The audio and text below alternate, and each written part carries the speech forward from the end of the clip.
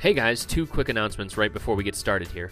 First is, obviously, this was released Sunday night. We're going to be doing that for the foreseeable future, a little bit for our timing, but also for you so that you have something to listen to on your Monday morning commute. We're going to just try it out and see how it goes. Probably noticed we've changed the release date in the past. The other thing is I've moved my trip to New Zealand and Australia. I'll now be going from March 30th until April 19th, and I'll be planning meetups both in New Zealand and in Australia. I'm going to link to my personal website in the show notes, but I'd love to do some meetups with people from around the globe, and definitely we'll do some meetups also with Dave once we figure that out. On to the show. This is the Amp Hour Podcast, recorded previously, but released March 5th, 2017. Episode 338. An interview with Jørgen Jakobsen.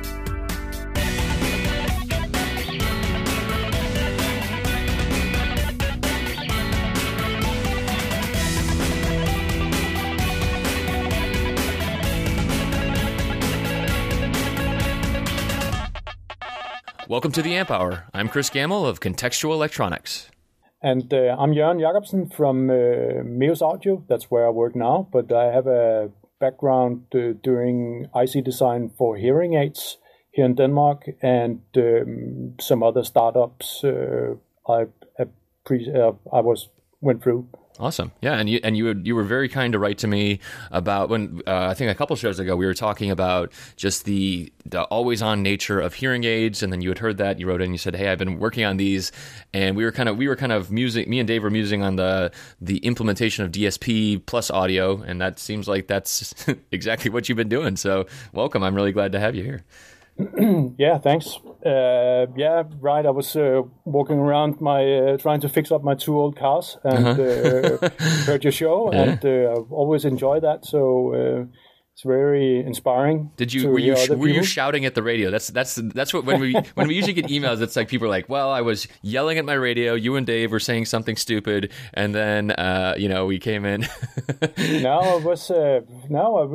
I think that the wondering you had around what was put into these hearing aids was pretty right and precise, and there's a lot of people in Denmark that have been working on that. So right, and that was interesting to me too. You said that like a lot of the that there's a large IC industry, but also specifically on hearing aids. So I mean, why Copenhagen? Why Denmark? I didn't really realize that. Yeah, I think we have three major brands here in the Copenhagen area. Mm-hmm. That's GN, Videx, and Oticon. Okay. And I think they are around 50% of the total market. Wow. Okay. So that's a very huge concentration there. Yeah, yeah. And that has grown since the last 25 years, where all digital hearing aids was implemented. Mm-hmm. And it turned out to be three successful big companies, and they are heavily set on the market today, and a lot of development goes into that.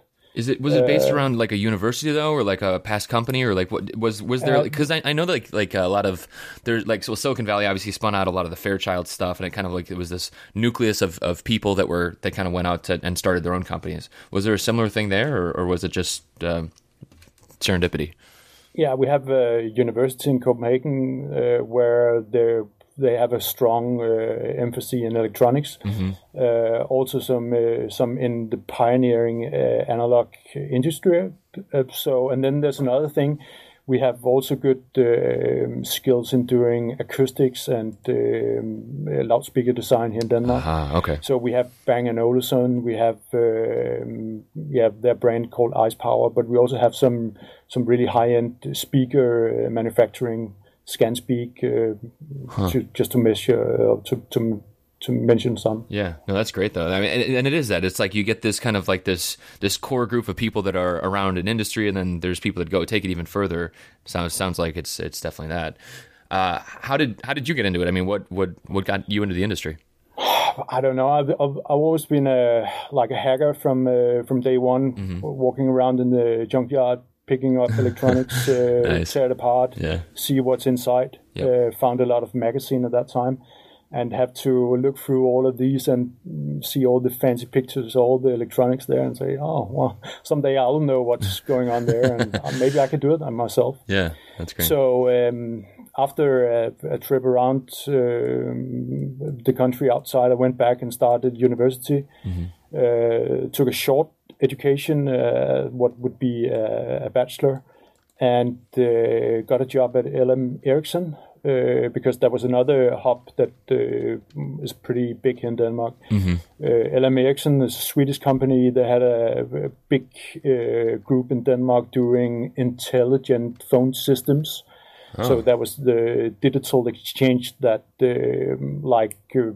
could do caller ID, fancy stuff at that time. But there were computers behind that, and that was coded up in some special coding language that a lot of people in Copenhagen could do. Interesting. Okay. And at that time, I got a job as a field support engineer. So I was supposed to go out around the world and set up these new GSM base stations. So they considered they probably just upgrade from electricians to more engineering style people. So they hired in a bunch of young people to do that. So I started out, and I had a small year with Jakobsen, but it was too far from the electronics. So, right. And at that time, I found my wife and started to settle down a family, and decided to go back to school, and took a couple of years at DTU, the university there, and learned about doing integrated electronics. And DTU is that university you mentioned where there's a lot of that expertise. University in Copenhagen. Yeah, cool. And at that time, I've got a final thesis where I helped some guy out at Nokia. Nokia had another big site in Copenhagen. At that time. There was the time of smartphones.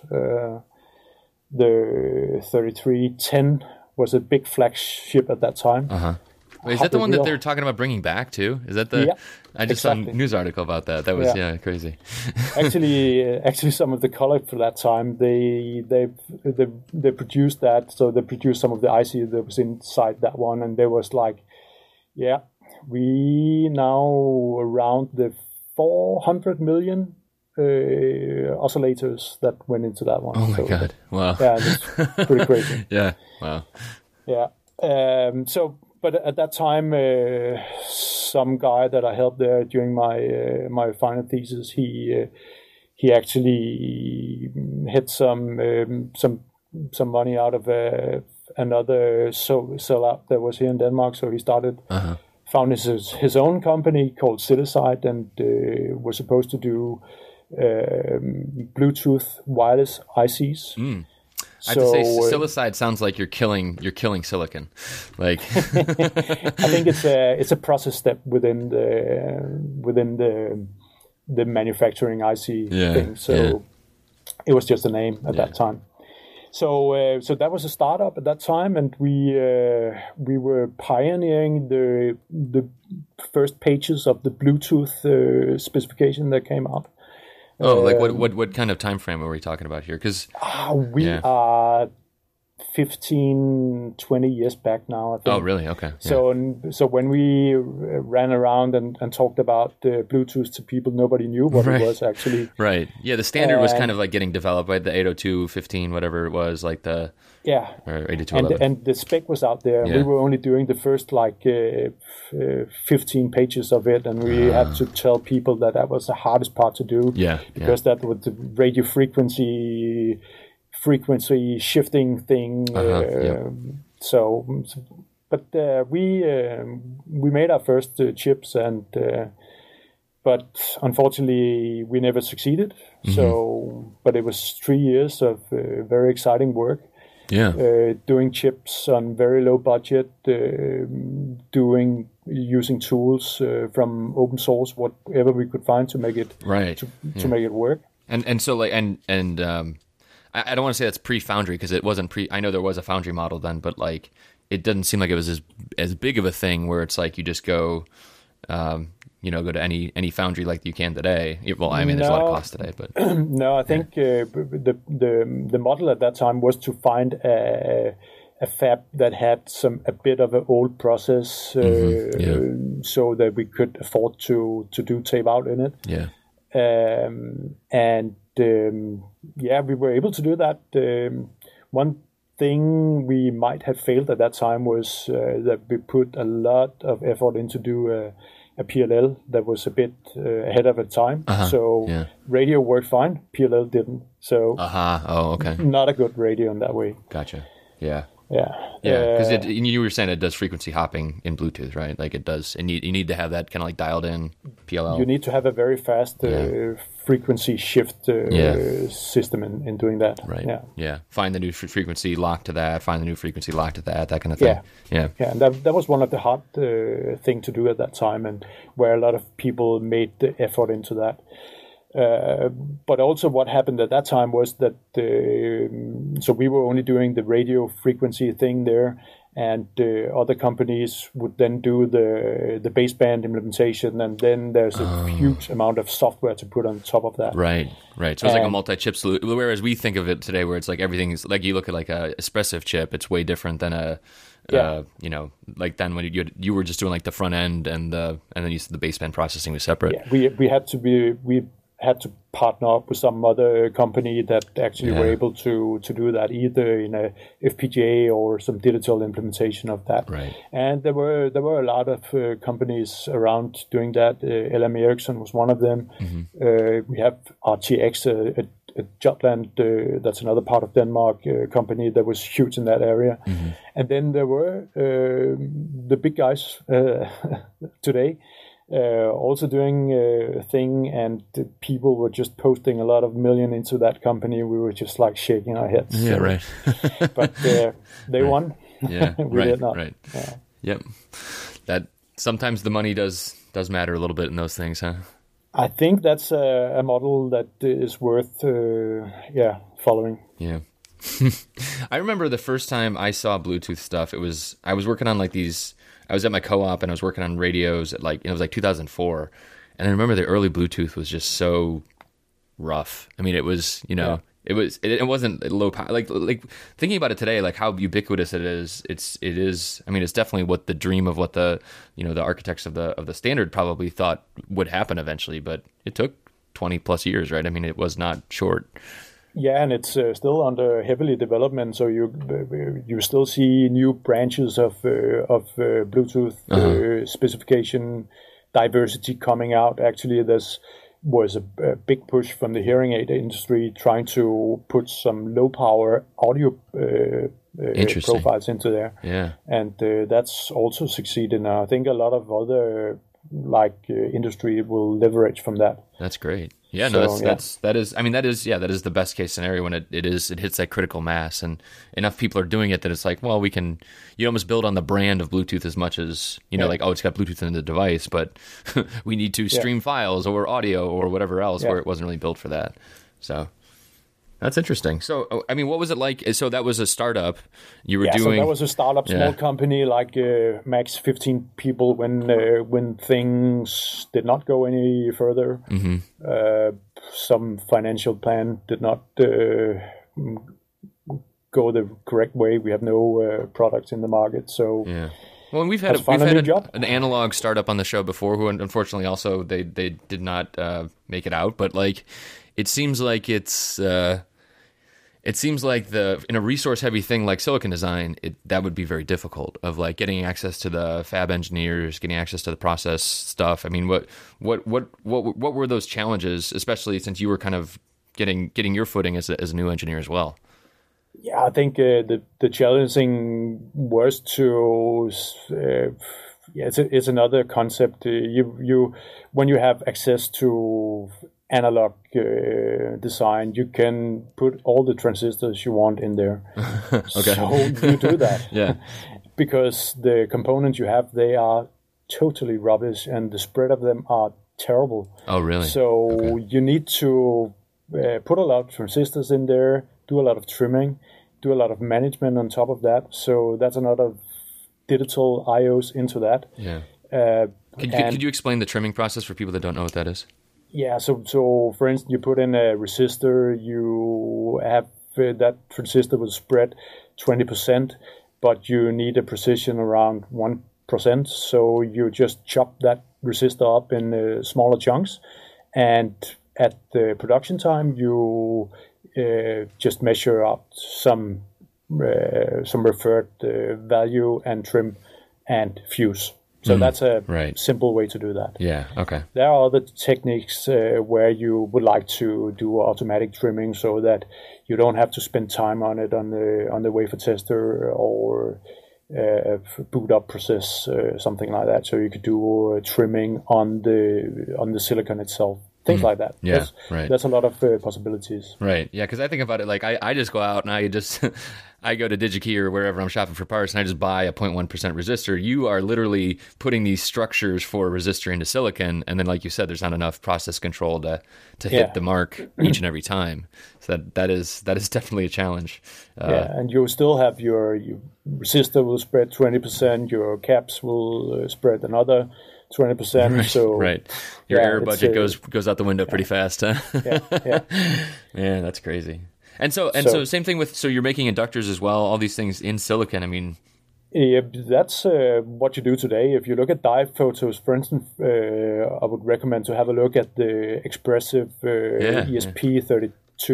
We actually posted some on our subreddit a couple I think. It recently get out, and what you can see there is like 10% of that IC is just analog. Crazy structures, and that's inductors. The caps, you can't see that, but you also have a lot of caps there. And then the rest is just covered with power supply grids, and that's the digital stuff. So the analog stuff is a small part in the corner, and the digital is big. At least in products like that. Right, exactly. And I was always surprised when I was learning about process stuff at Samsung. I was always it's the scale difference stuff that really makes the difference, right? You can control for small scale and you can control for big scale, but it's when it's on the same piece of silicon that it's like the processing times. You know, it's like cooking spaghetti. Right? Yeah. In a small pot of water versus boiling it in a swimming pool. But I think another important thing here is that the digital structure scales different from the analog structure. Yeah. So you will typically get away with doing analog stuff in an older process compared to your digital stuff. Right. So your digital stuff is constantly pushed by putting more memory, higher speeds, and tighter density, more stuff like that. Yep. What about, so when you're doing these analog, like these large analog components in silicon, I mean, is it mostly utilizing just like bulk, like polysilicon and stuff like that, and oxides, or are you also doing doping for capacitors and crazy stuff like that? Typically, it depends on the process, but you can have specialized analog processes where you have high resistance capability, so you can do mega ohms for low powering thing, or you could have small transistors for finer grades, things like that. Okay. For your caps, you typically, all that again here is it's a matter of putting two metal plates very close to each other. Yeah, right. And do it reliable and do it without too much spread in the process, and that's pretty hard part. So, but that's kind of the analog options you get in a good analog process. Right. But also here we typical what we do right now is like doing high voltage stuff. So we can maybe withstand like 40 volts or something like that in some part of the design, but other part of the design is only 1.5 breakdown. So that's a huge challenge to do that kind of design. But back at the day, it was only low power stuff, and that's in my mind right now very easy to do. Right. Yeah. Now that you've been through it, you. I mean, I'm sure that there are like tips and tricks that you learn over time where you've seen what works, and that is probably a hard-won experience. And right. I mean, you have silicon that you on the bench testing that didn't go well or did go well or whatever. Yeah. and typically also you will get your experience from when you actually start to measure something, and you have your possibility to trim things. And of course you did a lot of work up front where you actually got a very good idea about how your trim range should be with just normal simulation.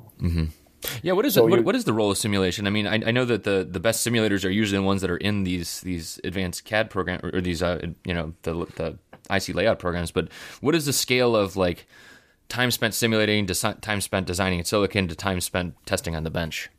Yeah, I think upfront when we do design, you do maybe like 30% of your time in doing simulation, schematic drawing, doing layout also. It differs a bit if you do the layout yourself or you have contractors to do that. But I tend to say that the best quality you get is when you have designers doing the layout themselves. Right. So that they actually can do this pro and cons. Oh my God, this cap I put in here is way too big.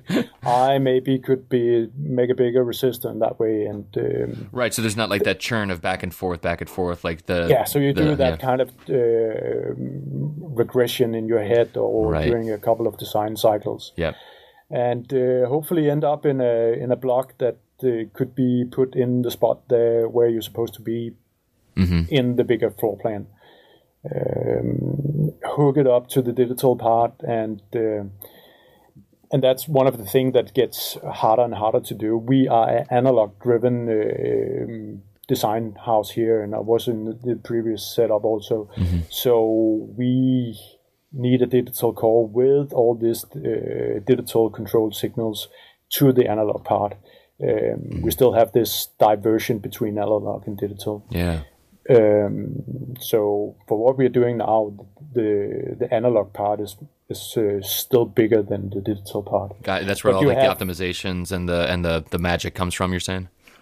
Yeah, but the digital part shrinks in size, and you can actually put a lot of gates and a lot of control logic into a very small area. Yeah. The only problem it has is you maybe end up with 200, 300 digital wires. You have to put level converters on all of them because your digital core runs on a different voltage.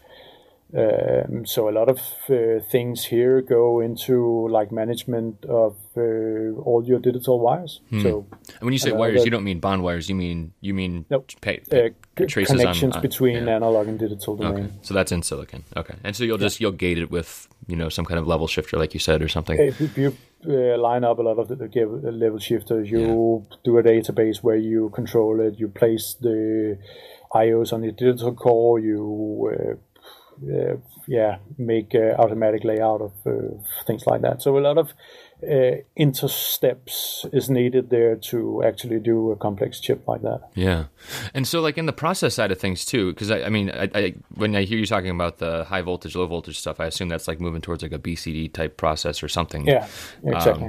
But is it actually masked off when they're processing one level versus another? So like I'm kind of thinking through.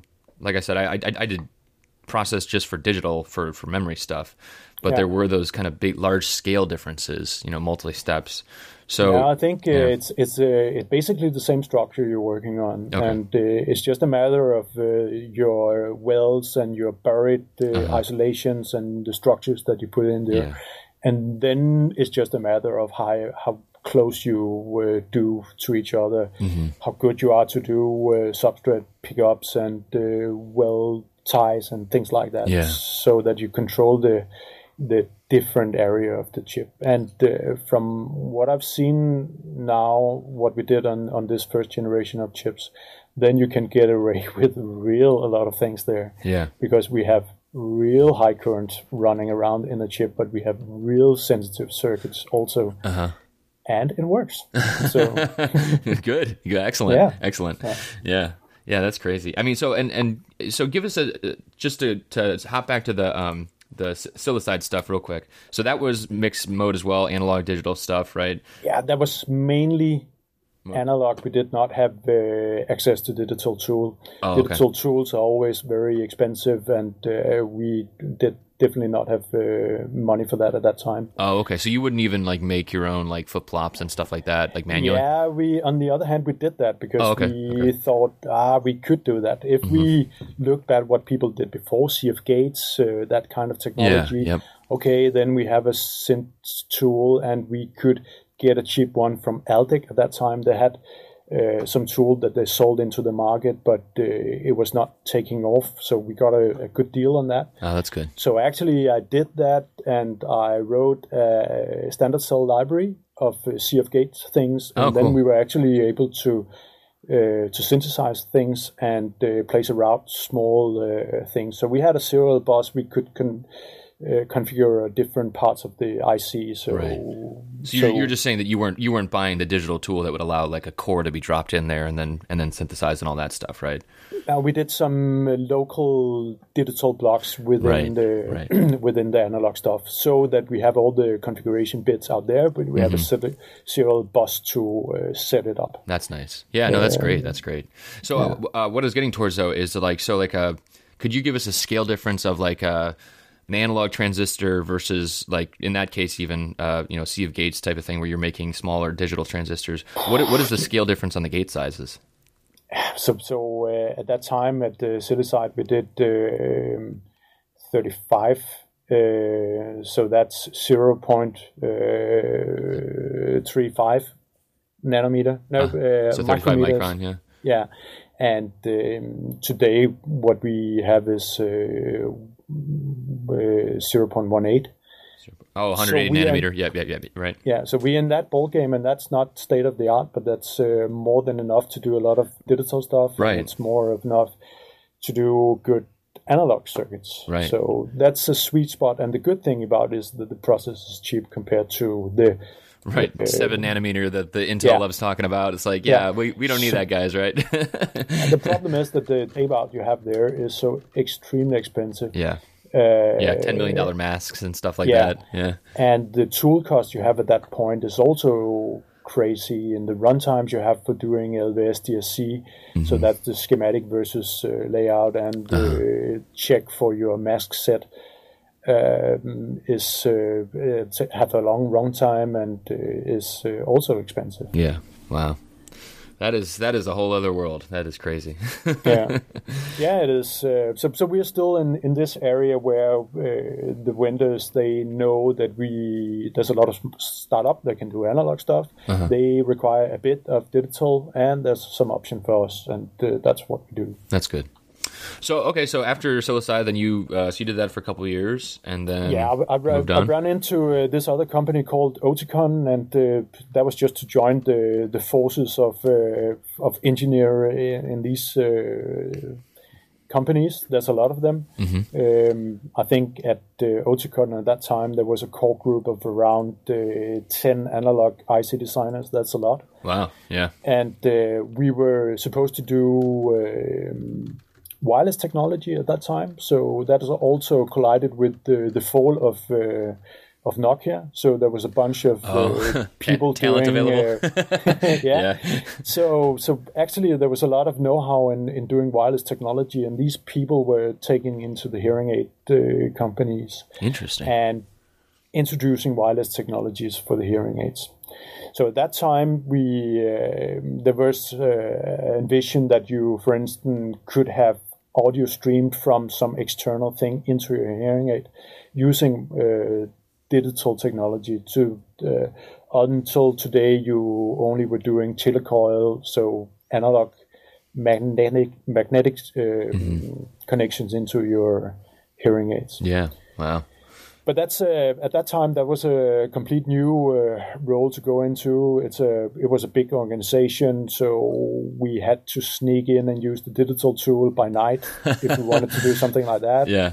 There was like a silo organization, and we were only supposed to do analog stuff. But to test the things we done, we probably needed some FPGA stuff. But So that was something we had to do by night to do. So you were working on integrating an RF component to there. So and like you said, that was to get connection to other devices, stuff like that. Could you just kind of walk us through some of the blocks that exist in modern day hearing aid as well? Just kind of. So what you have today is typically one or two microphones, typically two microphones there on each hearing aid. Mm-hmm. So these will do noise cancellation. They will do directional. So you can actually beamform your vision or your audio vision that way. And then that comes into A to D converter. Take it into the digital domain. Do a lot of filtering there. And in the digital domain, the main focus there is, of course, to do EQ. So people have lost their ability in some of the audio bands, and you could adjust that. Right. Right, because usually the high-frequency stuff goes first, right, if I remember. Yeah, so that would be what you will crank up. Or you could even do some compression, or you could move some of the frequency information there. Oh, that's great. So you could compress the frequency band down to a lower bandwidth, and you will... And that helps a lot on recognition of your speech. Yeah.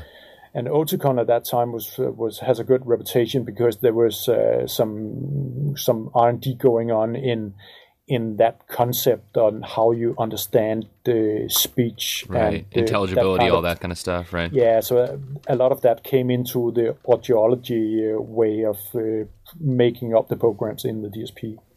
That is, what kind of? I have to ask this one. What kind of power budget do you have here? I mean, we were talking a little bit about that, but what is the norm? There's like a benchmark. So you're around sub 1 milliamp for a hearing aid.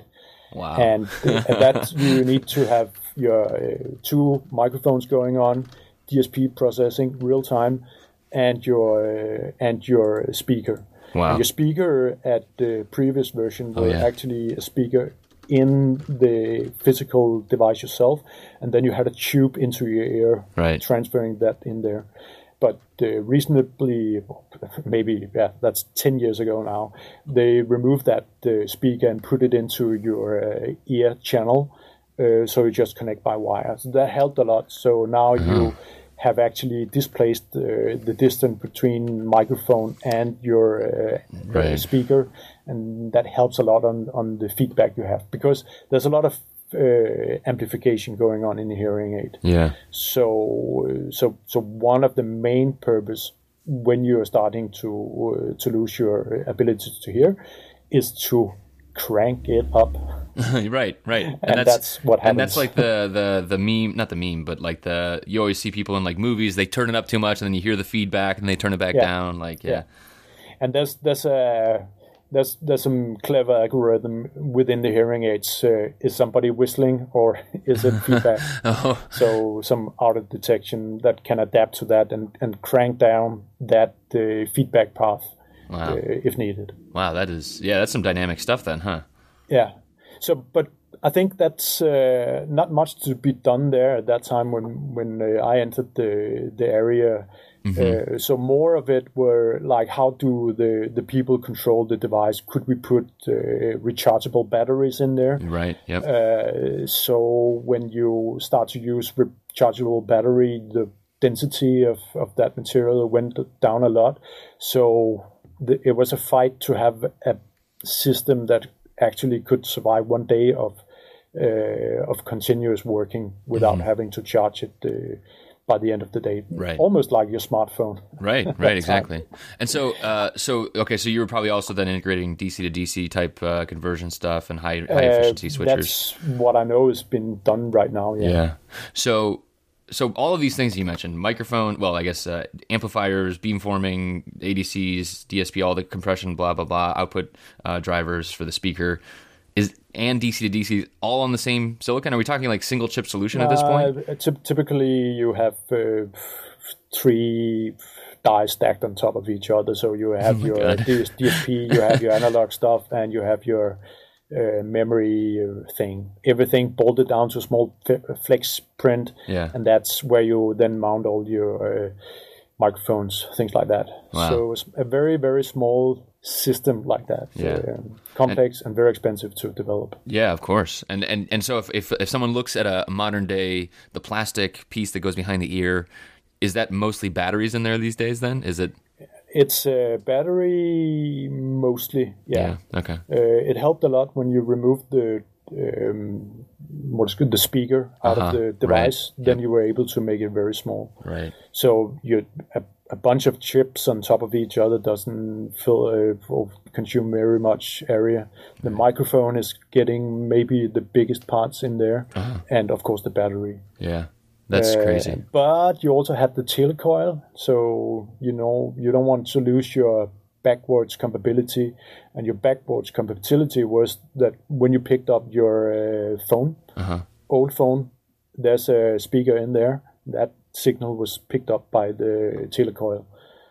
So, really? Okay. Yeah. Very low practical things. Or even when you watch TV, you had a big loop with a wire around, and that was actually, again, your telecoil producing the sound from your TV for you.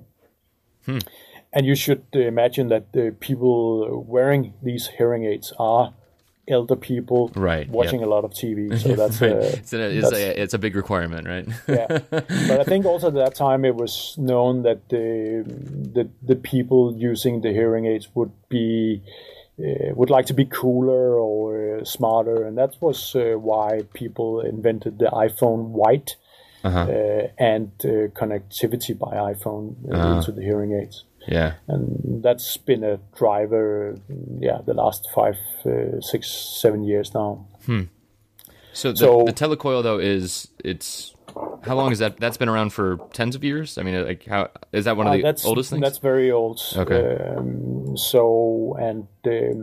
But that was a chunky component and hard to take out of the device. And the first generation of wireless technology that at least Oticon put into the hearing aids was done by magnetic links.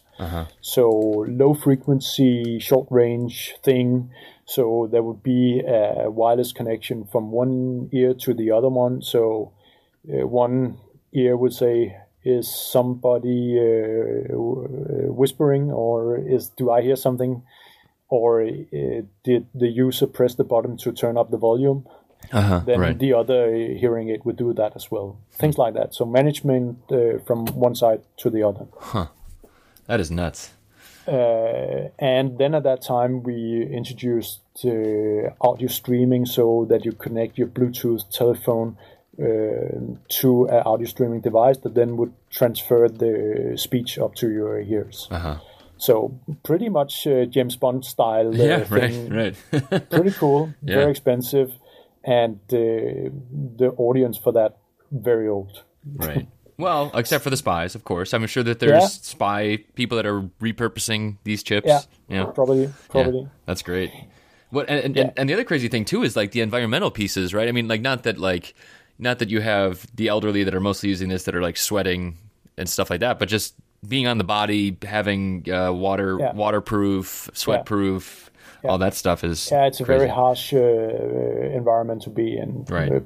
But these things also cost about $2,000 a piece, right? I have seen them at Costco. The low cost ones were like $1,500, I think. Yeah, they are expensive. Yeah. But it's a relative protected area. No other company comes in there.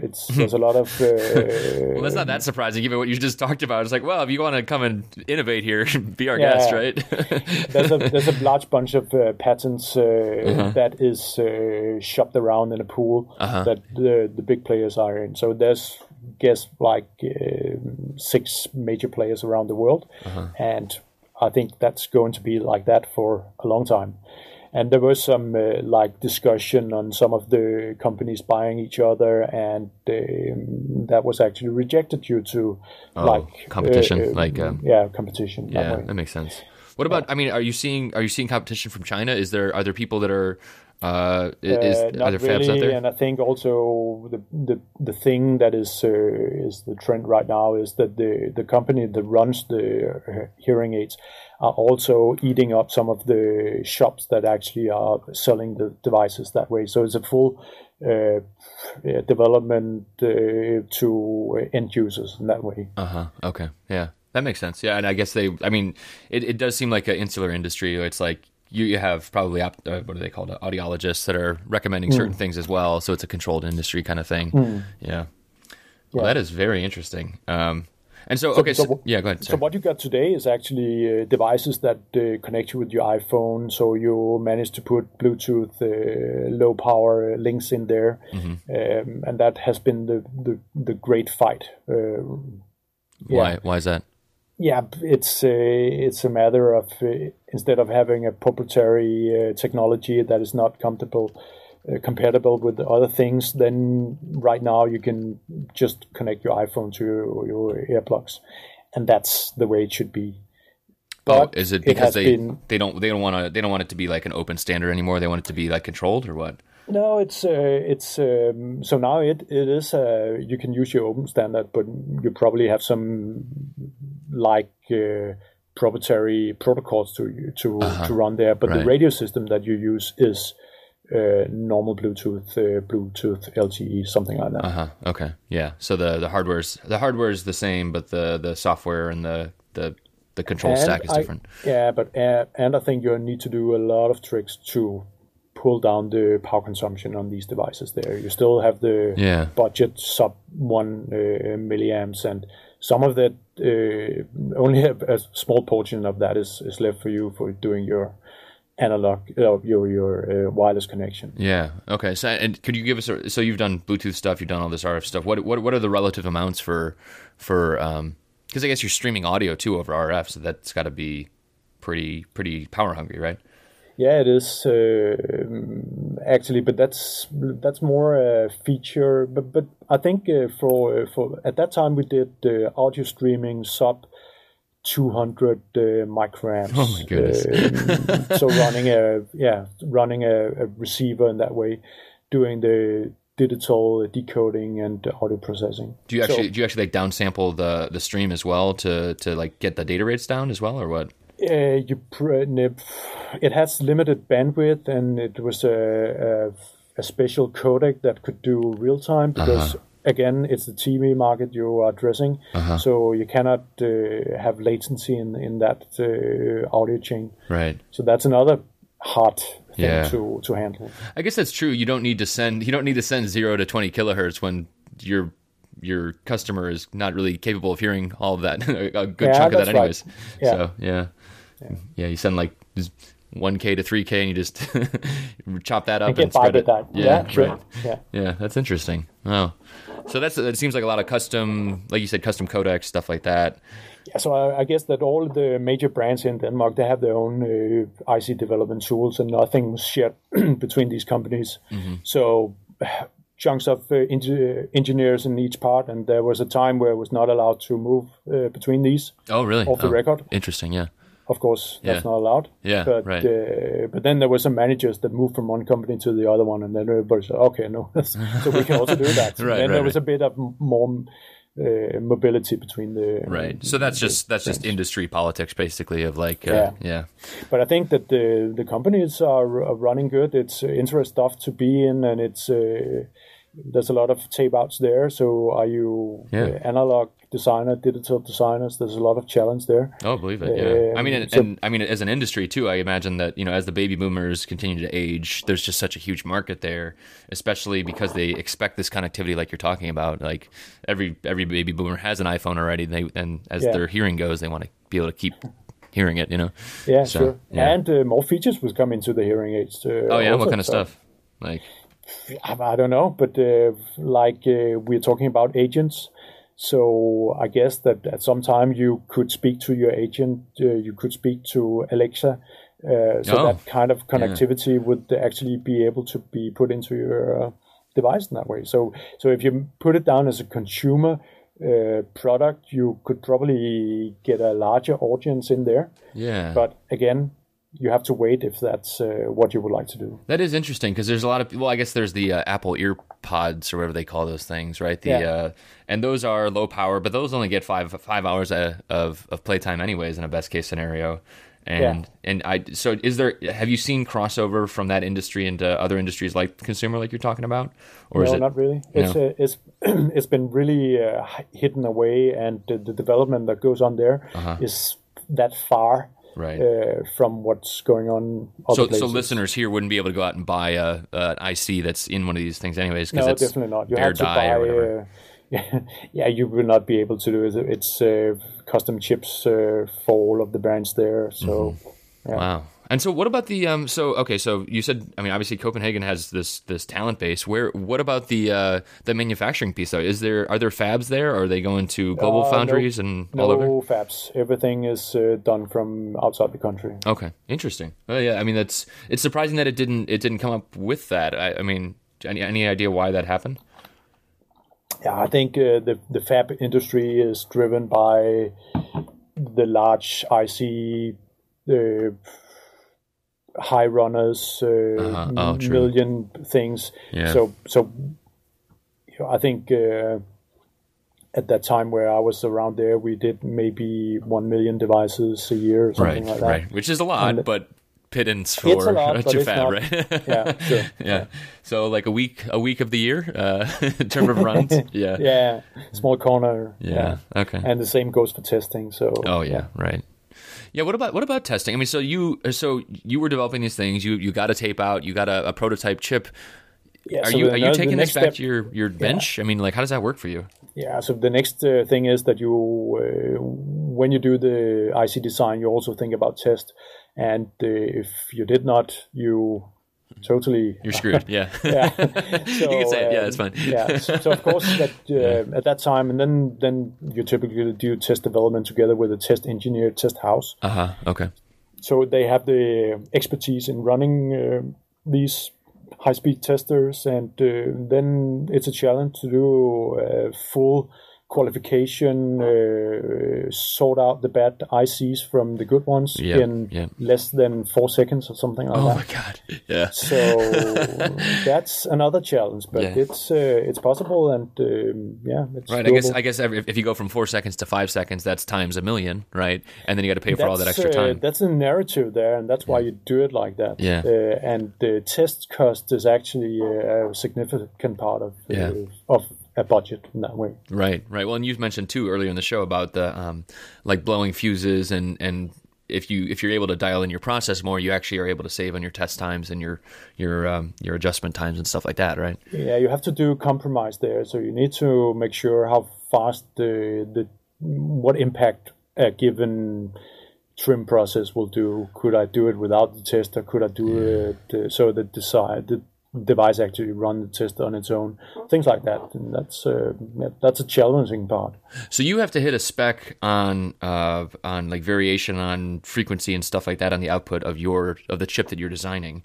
Does that end up impacting like FCC testing? Does FCC come back and say at the chip level ever that it's not hitting? It's typically what you do is that you'll put in handles so that you could, for instance, move your frequency of disturbance. Oh, interesting. Okay. Move it outside. If you have a product that goes together with an AM radio, for instance, you don't want to hit one of that. Right. 760 kilohertz or whatever. So you do something where you can actually digital control your frequency to something other place. But there's a lot of frequency planning in when you do, especially RF stuff, but also what we do today, where we have high frequency. Shifting, switching. Oh yeah, like device. 3 megahertz switchers for DC to DCs, like stuff like that. Not especially there, but the output stage of Class D amplifier is the dirty bastard. And that's the one you would like to. Well, let's talk about these dirty bastards, because that is what you're doing at your current place. So you were working on audio stuff now. Let's hear all about it, because this is another area where we've had some audio people on in the past, but this is super interesting to me in terms of. I guess that actually the show is called the Amp Hour, but we are actually doing an amp. An amp? Through the output stage? Yeah, so what we do is actually Class D amplifiers. Oh, amplifiers like that, not like an amp like the Ampere, but you're saying like an amp. Right. Right. Well. Yeah. So what happened is that I got stuck at doing hearing aids, and I just needed to do something new, and I found 2 people out at DTU again. They had formed a company 1 year ago, and they have prototyped a novel output stage, and they had some market insight into the Class D market, and they wanted to build a company, so they needed some guy who could actually do a chip implementation of that. And I said, "Yep, that's me. That's I you, would like to do that. That's great. Yeah, I can do whatever you want: programming, database, digital, analog stuff." We have the Renaissance man of the silicon industry here. I think you need to be very multi-talented when you're into this. Yeah, that's the fun stuff too, right? I mean, that sounds like a blast. I mean, honestly, that's crazy. Yeah. So we started up there and got a first round of funding there, and were able to prototype the concept and take the patent that needed there. And actually, it was a combination of this guy doing power electronics, switch mode supplies, utilizing that technology on a standard Class D output stage. Yeah. And combining these 2 things actually led into the technology that we now have in our chips today. Right. And that is multi-level. So I think I need to explain that, because when you have a Class D amplifier, you either have your power level. So, for instance, you have 12 volts on your device. You will have 12 volts, or you have 0 volts. Right. And switching between that with different modulation type, actually using that technology, you can actually generate analog voltage in your speaker. Right. So exactly. So it's a switching technology. It's a on, like you're saying, digital on off. But then it goes through I think we'll have to modulate this a little bit, the explanation, but usually it goes through an LC filter, and then that changes that you kind of take out some of those higher frequency components. And exactly. You get rid of the high frequency shifting frequency, and what you're left to is the audio signal there. And that's much higher efficiency than a Class A B or a Class A. That's like Class A is what, max 33% efficiency or something. I forget what the number is. Yeah, but that's right. Yeah. So we way past the A/B technology, and we have all moved into the Class D thing. Yeah. But the problem with the Class D thing is that when you actually don't send out any signal, you want to be in between your 12 volts and your 0 volts. Oh, really? And that actually means that you have a big loss in your switching suppression filter. So constantly there you are losing power, and that was what we saw there. And doing a output stage that can generic output exact between your 12 volt and your 0 is this 3-level output stage that we have. Okay.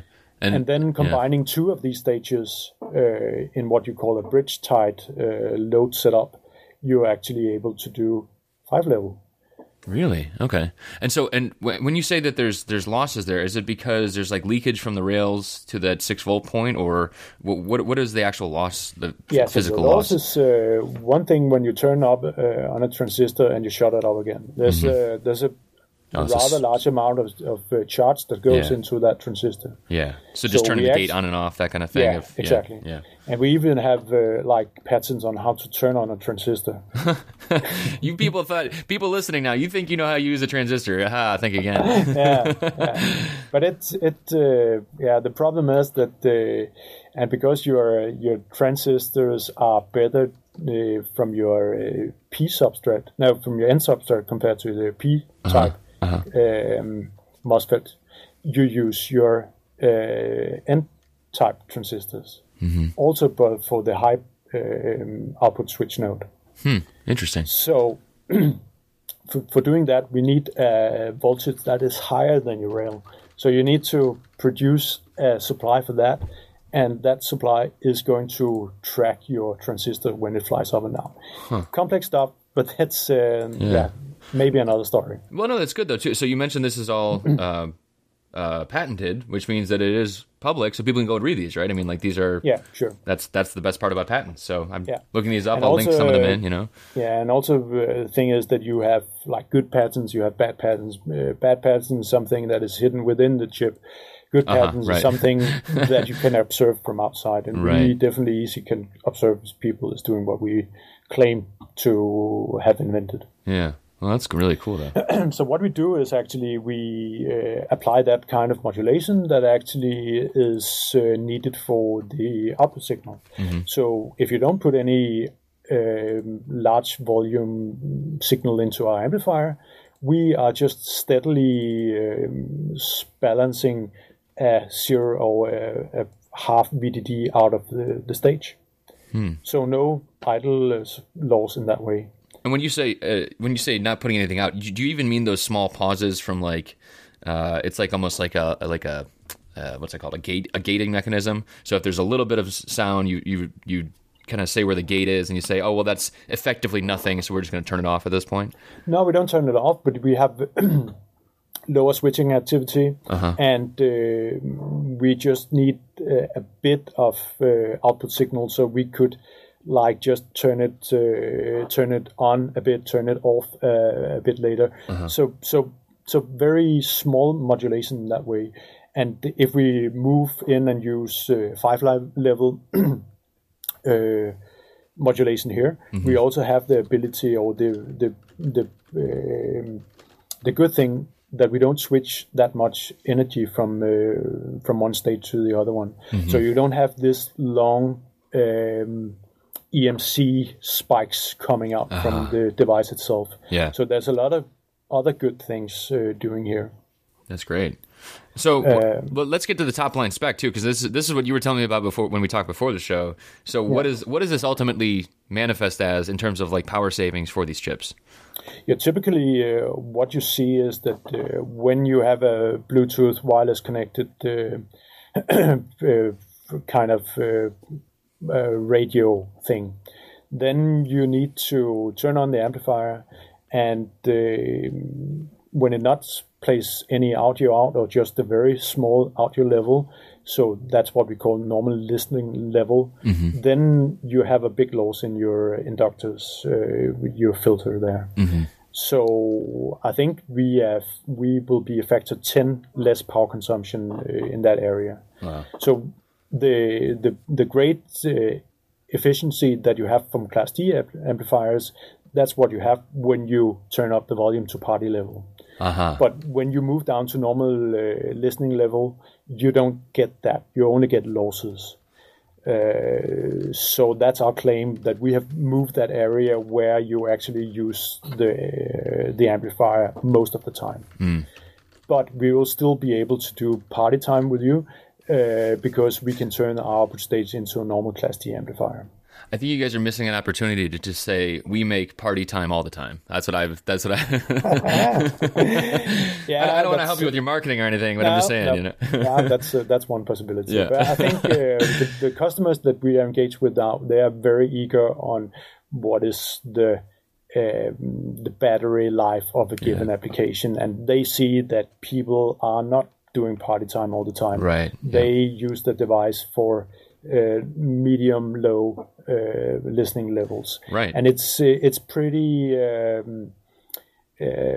compelling when you start looking on how much sound pressure you get from only delivering 1 watt into an amplifier loudspeakers. Yeah. I mean, well, yeah, and you had mentioned as well, like the surprising rise of Alexa, or the Google or the Amazon Echo rather, and like Google Home too, like all of these like voice connected devices that are like all coming online. So there is a focus on this. Those are all, connected to the wall, but there's no reason that they have to be into the future. And it's definitely not like there's going to be other devices doing the same thing, I'm sure. Yeah. So. And I think that the ability that you can have these kind of devices that both can give very nice sound, because you get that from very small devices today. Yeah. And that is mainly done by doing good acoustics, good loudspeakers, and do some filtering there, so that you can actually separate your treble and your bass, and you are able to make a good audio product by working with that. Yeah. So that is one thing. Then the other thing is that you will also want that device to have long battery time or be something that is good for speech. And that is, again, something where we come in and have a great product there. Yeah. Well, and, so one thing on top of doing an audio amplifier, we also need to have digital input. So we actually have 4 DACs built into the amplifier also. Right. So imagine that you can have in a 9x9 millimeter housing flat pack 4 channels of D to A conversion, and 2 channels of audio amplification up to 70 watts. Wow.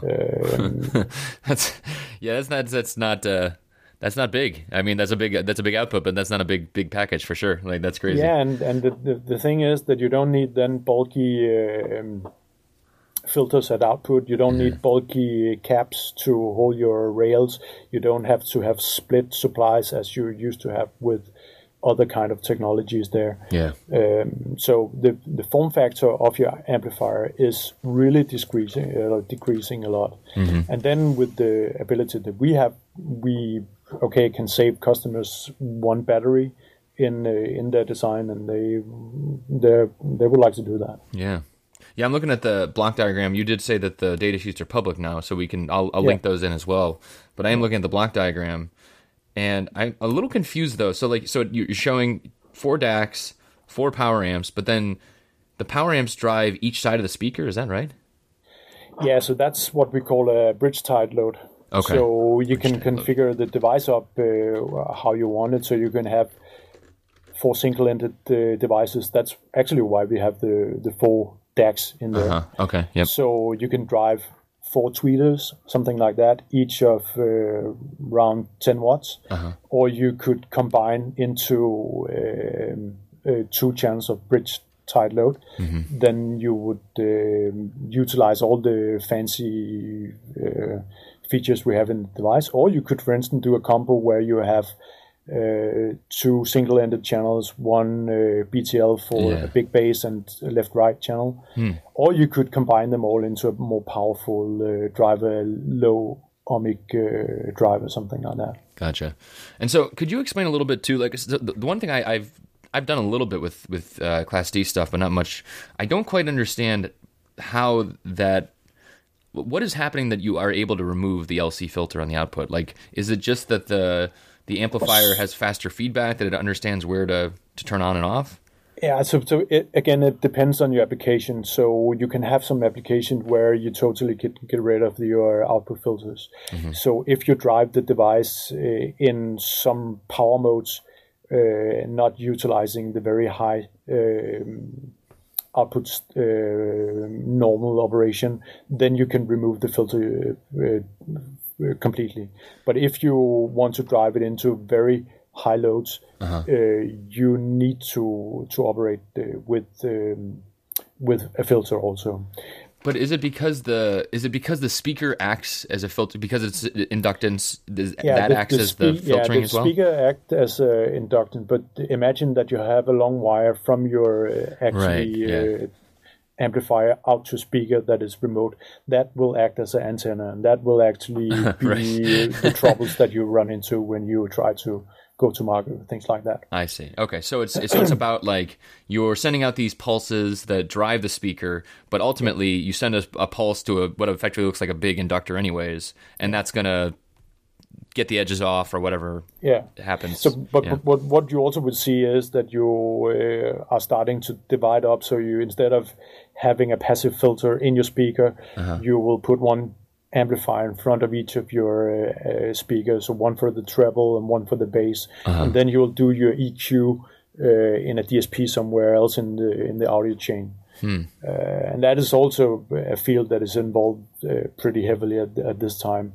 Right, like putting a microphone. So it's almost like a sensing application, right? Where it's like you could put a microphone out by the speaker and feed it back and figure out what's going on? Or not really, but that kind of split is done when you do the acoustic design of your application. So you design that your woofer would only take frequency band up to 200, and then I want my tweeter to take over. So you put that kind of processing prior to feeding it into our chip in that way. So you have a DSP functionality to do that kind of stuff.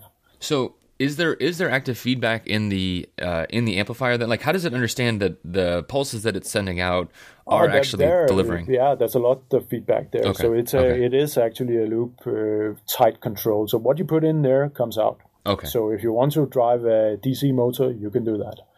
Really? Okay. I mean, I guess at a certain point, you're just selectively connecting the rail to the device. But that's still a weird thought to me of like, like a motor or speaker, whatever, same thing. Yeah, so it, you can do that. We've done that. So the inventor here, Mikkel, he has his daughter. He wanted to get her away from the iPad and thought some Lego motor. Maybe that could we use our trip for that? We tried. We could do that. No problem. That's cool. Wow. Probably there are other better chips for doing that out there. Yeah, probably. Well, that's the thing. It's like optimized for, and I'm sure that's the other thing here too, that you're optimizing for standard 8 ohm, 16 ohm speakers, whatever the standard is. You understand, even with the tight feedback loops, you understand the kind of loads you're driving, the kind of characteristics they have, right? That's another trend that we see, that you would like to push as much as you can out to the speaker. So next generation would probably have some kind of knowledge about the speaker that you're driving, right? So that you are not killing the. Yeah. So like put like a EEPROM on it, and then like have it like self-characterized, or what? It's probably from a design system design from start off, but I think people are doing a lot of trying to predict what kind of power is actually put out to the speaker, and then you have knowledge about what that speaker actually will do before you have to turn down the volume. Right. So in our device we have like same kind of functionality. If people like short circuit the output, it will protect itself. If it gets too warm, we will crank down the volume and then survive from there. Interesting. Like without an actual remote temperature monitor, you're just able to kind of see how things change. We have that internally in the device. Huh. That's cool. Yeah. What about so I2S? That's another thing that I don't quite understand. Yeah, I think that's another trend that we will see, that more and more like microprocessors that you see out there, they have like digital audio output. Take for instance the ESP32. It has 2 channels of I2S output that is able to deliver 24 bits in some crazy sample rate, more than what you will see as hi-fi. So from one single there, you could actually drive 4-channel individually. Wow, really? So it is actually very easy to set out there, and that's, I think, another trend I will see, that people typically not from the audio industry will be able to do high quality audio products using this kind of technology. So something like an ESP would have like a library just for like pumping audio out, and then ties into a device like yours and just kind of works. And I actually did some groundwork there and trying to somebody released some code that actually proved that you could run a full stack of MP3 decoding on that the forerunner of that chip. So on the 8266 or something? Yeah. So at that time, a lot of people made Wi-Fi connected Bluetooth receivers. Wi-Fi connected MP3 decoders. So you can just feed out that signal into an amplifier like that. And the new version that we have, there's more power on that. So I turned it into stereo, and it works flawless. So I think when people are starting to see that they might also be able to put in a little bit of DSP processing in that device, and then with a very small setup, you could maybe connect a couple of microphones in front of there, and you could maybe have a lecture platform. Really? With only 2 chips. Wow. So that's and not a lot of size, not a lot of power. Battery controller maybe too. You have to. Battery, no problem. So I think what is the biggest drawback now is that the Wi-Fi connectivity actually take up a great amount of of audio, of power consumption right now. Right. But as the libraries get better too, they'll selectively turn on and off, stuff like that. Could be something like that. I doubt that you'll be able to do that if you need to manage audio stream coming down. But I think that's what is need to be found out. I think the device is out now, and there are a few bugs that we found that is hopefully being fixed here in second generation of that thing. And then does the 32 have Bluetooth on board? I have not seen it yet. So. They have Bluetooth and they have wireless. And they proved that it works, and they have some products in the pipeline or some example of utilizing that. And I've seen it myself, and the device is pretty easy to work with. There's a lot of support from the open source community. Fun stuff to play with. Yeah.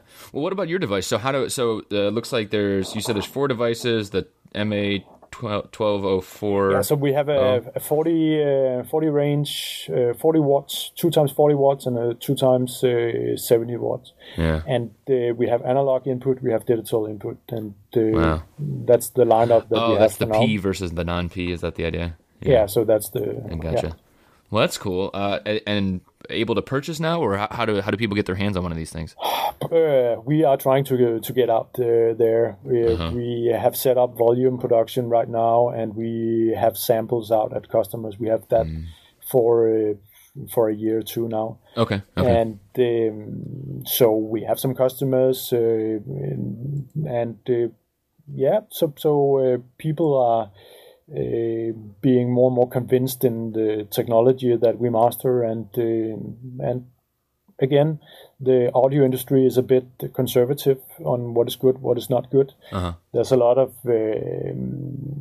subjective feelings about it. I think you touched that. I think so too. So if you can buy a cable for your speaker that is $200, you can hear it yourself. Right. But you might not be able to measure it. Right. Well, and you're never going to be able to convince some people that Class D is going to even approach a Class A, and it's like, whatever, you're just not the customer in that case. Enjoy your heater, right? Sure, in that way. But I think when you do blind testing in that way, I think you will see that we are getting there. Oh, yeah. And I think that the concept of distributed amplifiers also will enable things and make people wake up and see that you can do other kind of audio products that way. Yeah, no, that's great. That is definitely the. I'm really surprised at the, we like we said, like the Alexa piece, or just even even podcasts. Like, I'm surprised that audio is still such a important piece of kind of the conversation these days, of like processing and user interaction, but. I guess it makes sense. I mean, we're used to telephones, we're used to everything else, and and I think a lot of innovation still have to go in there. If you look at what kind of audio processing is actually put into the the standard for doing normal web programming, you actually there can do filtering, FFT analysis. Things like that. You can even hook up your microphone to your browser, and that way see your waveforms of doing that. Pretty amazing stuff you can do there. So at some point we're going to have you'll have a Bluetooth connected chip like yours, and Bluetooth plus your chip that then just talks directly to like a Chromium or something. Is that the idea? Could be. Yeah. That's crazy. Why not? Awesome. I can get pop-up ads when I'm not even expecting it. You'll walk into the bathroom and Crest toothpaste is like, hey, make your teeth sparkle. Yeah. I guess in our space is still with the output stage, so we are still just the amplifier in this ball game. But again, it's a price cost. How cheap can you do it? With good quality. We also have a measure so we can tune up the audio quality at an expense of more power consumption. So, and that's the funds for the application designers, that they can actually tune whatever they would like to do without chips. Right, exactly. If you deem it worthy, you just spend more battery cost or whatever, more charge on each individual application. Yeah, that's great. Well, so what else do you see in the? I mean, you see the the browser connected audio. That's very interesting. Other things that you're interested. Also the design features there, so you will be able to like fine tune your audio response. So EQing of your personal system will be more and more normal. Control from your phone. A lot of so the audio in your laptops, for instance, is getting better and better. But I guess this is more or less a matter of your speakers that you put in there. Like the physical size and all, and the power that you're delivering. Physical size, the quality of it, reducing the resonance from other components in the chassis, things like that. I'm really surprised in my own experience that I'm surprisingly delighted at being able to kind of throw audio around the room. So I use like Spotify Premium stuff where I can just pick which speakers it plays on. It can eventually I'd like to just have it like follow me, like have my audio playing and it's just put my headphones in, it's there. Take my headphones off, it's in the living room. That kind of stuff is really interesting to me. Yeah, I think that's that kind of innovation has to come from smart people combining technologies. Right. On their own, and the bits and pieces needed for systems like that is out there. They should be able to do that. Right. It's like an ecosystem thing versus an individual set of devices, right? Yeah. Talking about ecosystems, I think that's another big gain for engineers like me. For instance, that you have Raspberry Pis, that you have all these small programming platforms, so you can actually demonstrate your technology. Didn't you mention you were doing testing with like Raspberry Pis and stuff too? Yeah, so we have a lot of burn-in testing going on here, burning a lot of kilowatts, having the amplifiers in some lifetime accelerated lifetime tests. So we cranked them up for a long time, 1 month. And really? So they play music generated from Raspberry Pis, and the Raspberry Pis are constantly monitoring these devices, checking the temperature of the devices, and feeding that back into a database. So like 80 of them in one very loud 4220 rack. That's good in the wintertime because it generates a lot of heat. Right. Copenhagen is not very warm. No, it's cold at the time. Yeah. Right. What about is there like a standard song that you guys use to test, or is it Actually, that's a fun story because when you state that your amplifier is a 70 watt, 2 times 70 watt, people actually believe that you can crank out 70 watt continuously from that guy. And that's not how it works. It can do that in peaks, and there's no music that actually have a 70 watt average peak there. Right. That's also why your loudspeaker is rated for some RMS. That's the continuous, and your wattage of the amplifier. That's all your speaker, and that's always a bit higher. So that is what we call the crest factor. So that's actually the amount of energy in that given song. And when you are talking with the Far East, and you have some how you demonstrate your amplifier out there. They always come with their own songs there because they have some K-pop, they call it out there, some Korean high dynamics right, music. so it's like super compressed. It's got tons of bass, tons of tweeting. A lot going on. Yeah. Wow. So that's actually, if your amplifier can manage to survive that, then you made a good amplifier. Is there a specific song though, or is it just all K-pop in general? I think they have some specific songs for that, but it's different from brand to brand. K-pop is tough to listen. It's its own thing, you know. It's like another fun thing that we did in the lab, at least, is burning off devices, because we have this current protection system, and we need to know where that stops. And there we ran through some process step during the development that actually failed. Oh, okay. And having a combination of 24 volts on a very small substrate, it actually blew up from time to time. Right. So when you test it with glasses until you're confident that things work. But at that time, it's actually whenever somebody burned up a device, it's high five and okay, cool. We have it under control. We've done that in the lab, and we don't want to make that happen out at customer sites. That's right. Yep. So that is what labs are for, right? That's what labs are for. Yeah. Right. And that's another thing. So being in a company where we do music, then it's okay here to crank up the volume and test some amplifiers from time to time. That's more fun than doing hearing aids, in my opinion. Well, you know, if you crank it up too high, you might have to utilize a hearing aid eventually. You gotta watch your hearing protection, right? But, that's right. But then that's where load boxes comes in. Large packs of resistors that act as loudspeakers. Gotcha. Right. You're just dumping power into that. Yeah. I mean, you must have some really good speakers there, though, right? Like being able to crank. I think it's like the lazy shoe makers. Their shoes are always busted. Yeah. Yeah, sure. Things like that. So, but yeah, we have some decent stuff here. Yeah, I guess it would be tough if you like had a Monday morning test and you don't want to be blasted K-pop at 140 dBs or whatever it is. No. So yeah.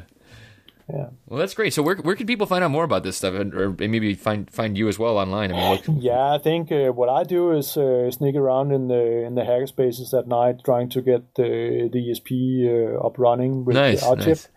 What's your local hackerspace? So Hackaday. So that's the online places. Yeah.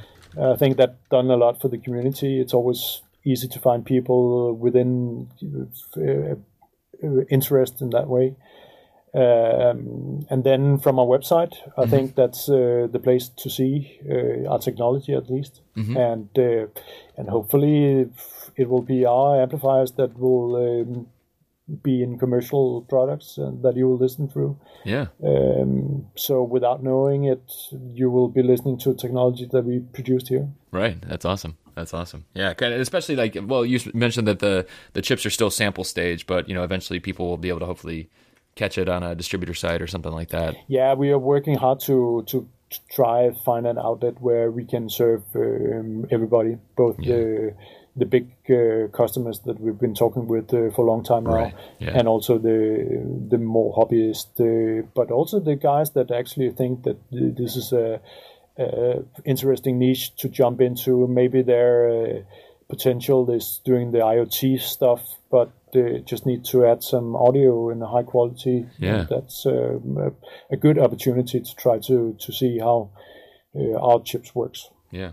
Well, and we'll spell this site here. How do you say the name of the audio company again? Is it Mulus? It's Merus Audio. Mulus. Yeah, MERUS-audio.com. So if people are just listening, you don't know that we have notes. Right. We have links. All the links will be on our show notes, but that's the way to get to it immediately. Yeah, that's cool. Yeah. Well, thank you so much for being on the show. This has been a whirlwind tour of analog IC design and audio and everything. So thanks so much for being on. I'm really glad you wrote in. Thanks a lot for being here, and thanks for doing your podcast. I think it's very good for the community to listen in and to get inspired from other people. Yeah, I'm sure we will have many people that are inspired. So thanks again for being on. We'll talk soon. Okay, so thanks.